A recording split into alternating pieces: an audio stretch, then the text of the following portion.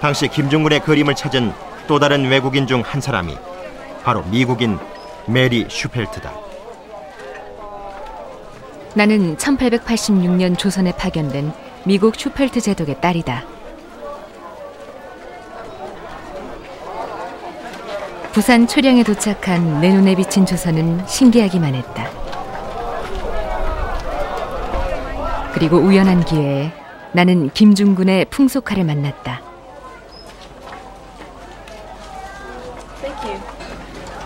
그의 풍속화를 통해 나는 조선이 어떤 나라인지를 세세히 알 수 있게 되었다. 1886년에 그 한미 통상 수호 조약 때문에 왔었던 미국의 슈펠트 제독의 딸이 당시 기산이 살았었던 부산 초량으로 내려갑니다. 그래서 기산에게 조선의 풍속도를 부탁해서 봤는데 그 당시 그것이 어떤 그림이었는지를 모르죠. 다만 추정할 수 있는 것은 그 그림의 일부가 주로 한국의 놀이 주제였다라고 하는 것은 우리가 그 이후에 찾아진 다른 자료를 통해서 좀 증거할 수는 있겠습니다. 바로 이 책이 메리 슈펠트가 김중근에게 직접 그림을 주문해 받았음을 보여주는 책이다. 조선의 놀이문화를 소개하는 이 책의 작가 스튜어트 컬리는 자신의 책에 김중근의 그림을 사파로 사용하고 있는데,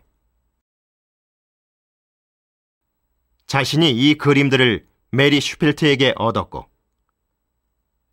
그녀는 부산 초량에서 직접 김중근에게 그림들을 주문했던 것임을 책의 서문에 명시하고 있다.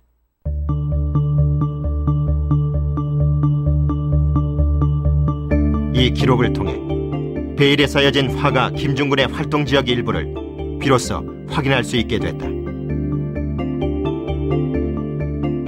그런데 그의 그림을 추적하다 보면 그가 다른 지역에서도 활동했다는 것을 알 수 있다.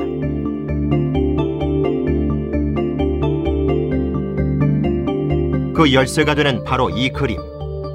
단오날 그네를 타는 여인들의 모습을 화려한 색채로 표현하고 있는데, 이 그림의 관서를 살펴보면 조선 원산왕 김준근, 분명하게 이 그림이 그려진 곳이 원산임을 나타내고 있다. 또 한 장의 그림, 과거 급제자가 선배들에게 예를 갖추는 장면을 그린 그림이다.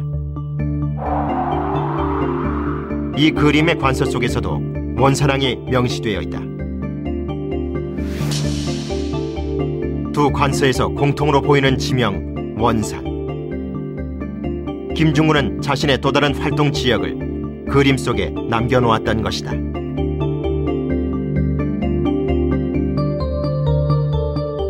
부산 초량과 원산 외에 인천 제물포에서도 그의 흔적은 발견되는데, 이들 세 도시의 공통점은 바로 1876년 강화도 조약 이후 외국에 문호를 개방한 항구 도시들이라는 점이다.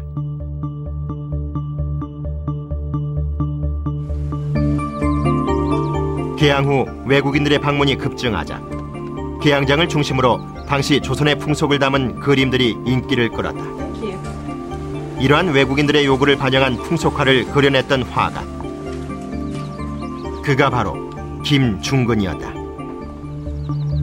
당시 개항장에서 조선에 대해서 알고자 호기심을 가지고 방문했었던 외국인들이 상당히 많이 있었었는데요. 그 중에서도 특히 외교관이라든지 학자, 군인, 선교사들, 그리고 그런 사람들의 가족들이 김중근 그림을 통해서 조선의 풍속과 전통문화라든지 이런 측면에 대해서 알고자 했었다고 생각이 되고, 그리고 그러한 현상은 중국이나 일본에서도 모두 공통적으로 나타나는 그런 현상입니다.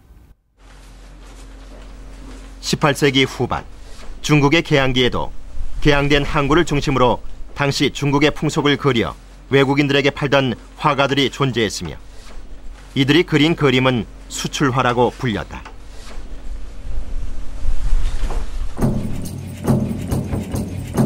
대부분 중국 문화를 알고자 했던 외국인들을 위해 그려진 그림으로 그 배경은 생략되고 풍속 자체만 간략하게 표현됐는데, 중국 서민의 삶은 물론 형벌제도와 같은 독특한 풍속들도 그림 속에 담겨졌다.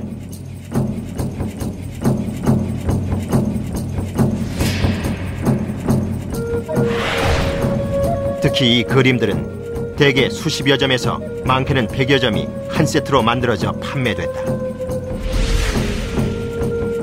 중국 수출화와 똑같은 특징이 바로 김중군 풍속화에서도 고스란히 나타나고 있는데, 그것은 바로 조선에서도 개항장을 중심으로 외국인들을 위한 풍속화가 대량으로 그려졌음을 의미한다.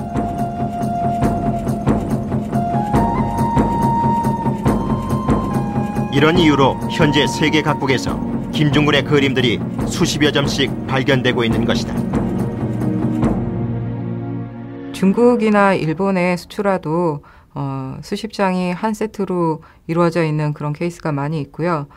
그런 것들을 이미 알고 있었던 서양 사람들이 조선 풍속도도 그와 비슷한 형태로 된 것을 원했던 것이 아닌가 생각이 됩니다.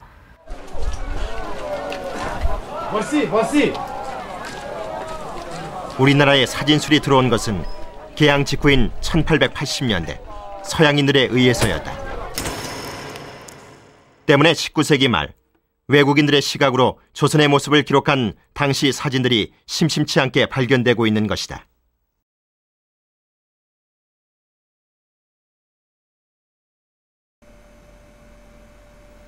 그렇다면 여기서 의문점이 하나 생겨난다. 왜 당시 서양인들은 사진기를 가졌음에도 김중군의 풍속화가 필요했던 것일까? 그의 그림에 사진을 능가하는 어떤 매력이 있었던 것은 아니었을까? 당시 물방앗간의 전경을 찍은 한 장의 사진. 하지만 조선 풍속에 어두운 외국인들이 이 사진만으로 물방앗간의 역할을 이해하기란 불가능한 일이었다. 그러나 김중군이 그린 물방앗간 그림은 달랐다. 다양한 각도에서 본 모습들을 한 화면에 담아 그림으로써 물방앗간의 용도를 한눈에 설명하고 있다. 이것이 바로 김중군의 풍속화를 찾게 만든 이유였다. 자신이 방문했었던 조선의 화가가 자기가 알고 있는 것을 그림으로 그려냈다라는 점에서 훨씬 더 구체적이고 명확한 상황을 그림으로 보여줄 수 있었기 때문에 사진보다 훨씬 더 매력적인 그런 작품이 될 수 있었다고 생각이 됩니다. 김중군의 그림을 더 찾게 만든 또 다른 이유가 있었다. 조선을 여행하는 동안 어려운 순간에 자주 부딪혔다. 특히 여인들은 아예 우리와 마주치는 것조차 꺼려했다. 때문에 조선 여인들의 모습이나 생활에 대해 안다는 것은 거의 불가능한 일이었다. 오로지 김중군의 풍속화를 통해 이런 호기심을 풀 수밖에는 없었다.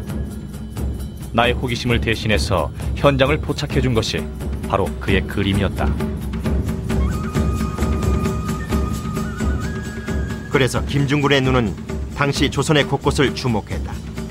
그리고 자신의 눈에 담긴 다양한 풍속들을 속속들이 그려냈다.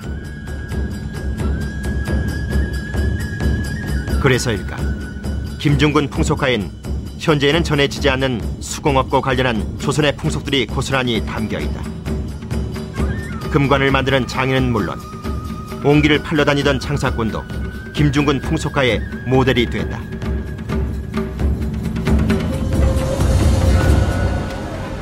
이는 당시 민간을 중심으로 한 다양한 상업이나 수공업체의 등장이라는 시대적 변화까지 반영한 것이다.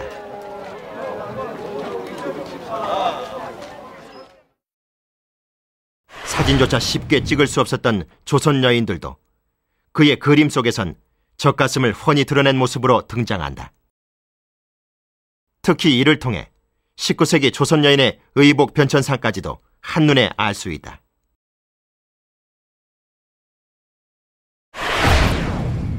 (17세기) 대표 화가 윤두서의 풍속화 속 안악이나 18세기 조영석의 그림에 등장하는 여인네의 저고리 길이는 허리까지 내려온다.